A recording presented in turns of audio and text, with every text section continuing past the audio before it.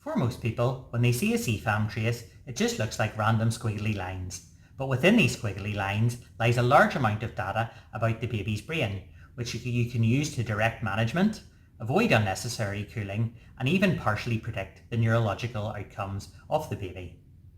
CFAM stands for Cerebral Function Analysis Monitoring. It is essentially a highly simplified EEG which is capable of being interpreted by paediatricians at the bedside, identifying encephalopathy and seizure activity. I'm Dr. Matthew Serge, a consultant paediatrician with over 10 years experience in paediatrics. I have a special interest in epilepsy, which definitely helps in my interpretation of CFAM.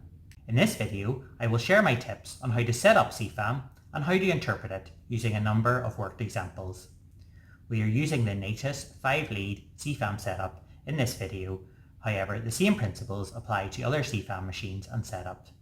Links to all guidelines and documents are available in the video description and on the OLAS medical app. In part 1 of this video, we looked at criteria A and B, and in this video we will learn how to approach criteria C. Criteria C requires a period of at least 30 minutes of CFAM monitoring which shows EEG features in keeping with moderate or severe encephalopathy or seizure activity. We will learn how to set up and interpret the CFAM now. First, prepare your equipment.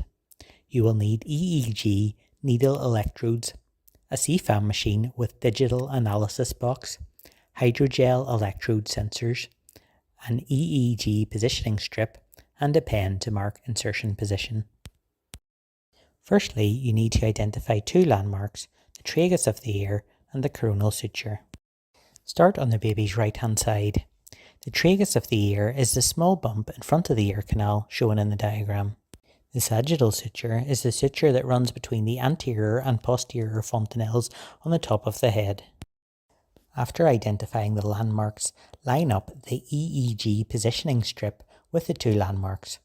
The forward edge should sit just in front of the tragus of the ear and the strip should lie over the sagittal suture. Adjust the positioning strip up and down so that the same letter of the strip lines up with the position of the tragus and sagittal suture. You can see C is the most appropriate on this mannequin. Once you're happy with the position of the EEG strip, go to the area of the strip with the double-headed arrows. This shows you the position of C4 anteriorly and P4 posteriorly. It can be helpful to make a mark on the baby's scalp with pen so that the needles can be inserted with the strip removed. Repeat this process on the left side. By convention, EEG leads on the right are always even numbers, so the corresponding leads on the left-hand side are C3 and P3. Insert the needles into the scalp at the positions you have marked. Unsheath the needles by applying gentle pressure to both sides of the plastic casing whilst advancing the wire, and the needle will come into view. Carefully insert this through the skin, fairly superficially but deep enough for it to be secure. Put a small amount of gauze under the wire to protect the scalp and cover it with a clear dressing. Hair may need to be shaved if the wire cannot be secured. Repeat this process for the 4 wires in C4, P4, C3 and P3 positions. Attach the grounding lead just below the right shoulder. Insert the 5 wires into the appropriate input slots on the digital analysis box. When removing the needles from the scalp, take care to push the plastic sheath over the exposed needle when removing to avoid getting a needle stick injury. Returning to our case, here is the CFAM trace that we have obtained for this baby. We will return to it at the end of the video and you can decide if the baby meets criteria C. When we are examining a CFAM trace, the first thing we need to remember is that the area of the blue trace represents the amount of time that the baby's brain is at this electrical amplitude, which we can measure on the y-axis. This means that if there is a small area of dense blue on a CFAM trace, this means that the baby's brain has little variation in amplitude. Use this knowledge to help identify the baseline. Find the area of densest blue on the trace and read its amplitude on the y-axis. This represents the electrical amplitude that the baby's brain is at for the majority of the time. In this example, we can see that this is around 12 microvolts, but the exact number doesn't really matter. It's more the trend we're interested in. If we then move above and below this baseline on the y-axis, there are progressively less dense blue areas.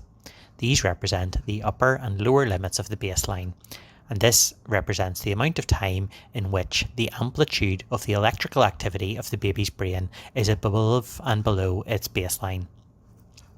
If we move further above and below on the y-axis again, we can see that the trace consists mainly of spikes. These are short periods outside the normal baseline, and these should not be confused with the upper and lower limits of the baseline. We will look at some examples to illustrate this further. The x-axis represents time, and we can examine trends and patterns in the baby's baseline and limits over the period of recording. We will now go through a series of examples showing how to interpret a trace. In this trace, the upper limit is above 10. The lower limit is above 5. While some spikes on the lower limit are below 5, the majority of the lower limit is above 5. The baseline is steady, with no major increases or decreases. This is therefore a normal trace with no encephalopathy. In this trace, after an initial period of poor impedance, we can see that the upper limit is above 10. In contrast to the previous trace, the majority of the lower limit is below 5. There is some shifting of the baseline between 5 and 10. This is a moderately abnormal trace due to the lower limit being below 5. This indicates moderate encephalopathy. In this trace, the upper limit is below 10. Although spikes above 10 are seen, the majority of the trace is below. The lower limit is below 5. The baseline is around 2 microvolts with no variation. This is a severely abnormal trace due to the upper and lower limits being low and indicates severe encephalopathy. In this trace, the upper limit is above 10, the lower limit is above 5, and the baseline regularly alters up and down in a wave-like pattern. This is a normal CFAM trace with sleep cycling. The changes in baseline represent the brain transitioning between the sleeping and waking states. This is frequently lost in encephalopathy, so sleep cycling is a reassuring finding. In this trace, the upper limit is below 10, the lower limit is below 5, and the baseline shows low activity with frequent large spikes. This is burst suppression and is a feature of severe encephalopathy. The bursts represent short periods of abnormal high amplitude brain activity with return to the low amplitude encephalopathic baseline. In this trace, the upper limit is below 10, the lower limit is below 5, and the baseline is low voltage with occasional small spikes. This is a flat trace. It represents very severe encephalopathy with an associated poor prognosis. In this trace, the upper limit is below 10, the lower limit is below 5, and the baseline is low.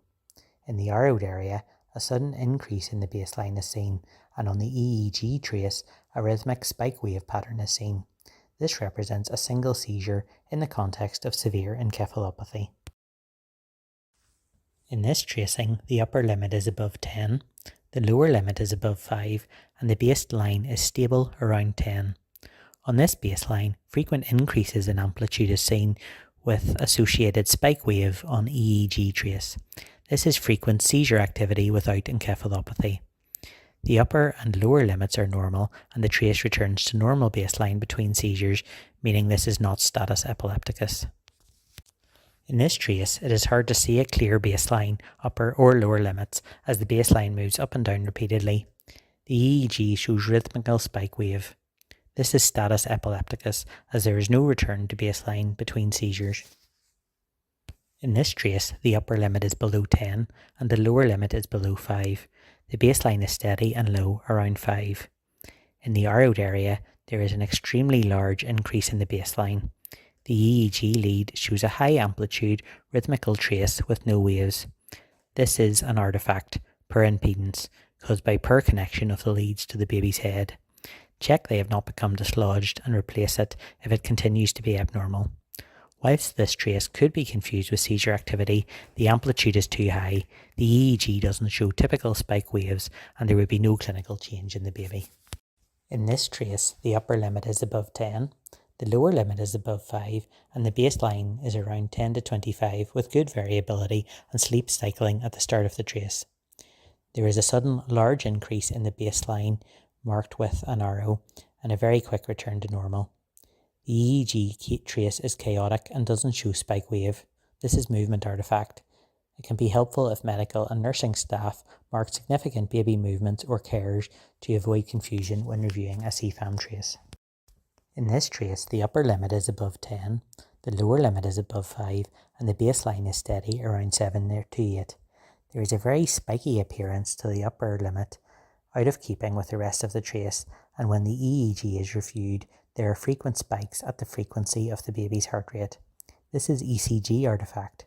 It can be confirmed by removing the ECG leads and the trace normalizes. Now that you've learned how to interpret a CFAM trace, let's look at this baby's trace again. Pause the video and see if you think the baby meets criteria C for cooling. In this trace we can see the upper limit is less than 10, the lower limit is less than 5, and this indicates severe encephalopathy. If we look again at criteria C, you can see that this baby does meet criteria for cooling. What should you do if the baby has CFAM features of seizure activity but no clinical change? In the first instance, discuss this with a senior neonatologist. There is conflicting evidence on the benefits of treating electrical seizures without any clinical correlate, but some evidence that phenobarbital can cause developmental problems in babies. So it wouldn't generally be my practice to treat these, but follow your local practice and the senior neonatologist's decision in this scenario. How can we use CFAM to predict the outcome for HIE? There is good evidence that CFAM trace can be used to predict outcome, and a normal CFAM trace with sleep-wake cycling present at 6 hours, and even more so at 48 hours, generally has a good prognosis. Conversely, burst suppression or flat traces unfortunately generally indicates a very poor prognosis.